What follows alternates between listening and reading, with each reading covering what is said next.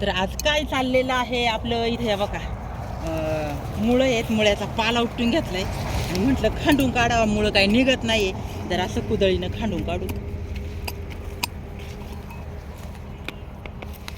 बघा कसे मुळे निघल्यात, जुळे तिळे.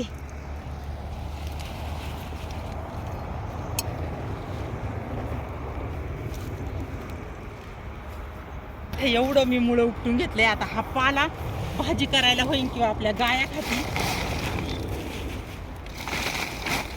मुळं बघा कसे निघल्यात. हा एक सिंगल, हा दोन, जुळा भाऊ, इकडे हा तर तिळा भाऊ.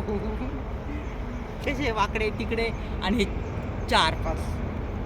तर चला मंडळींनो, आता जाऊ घरी.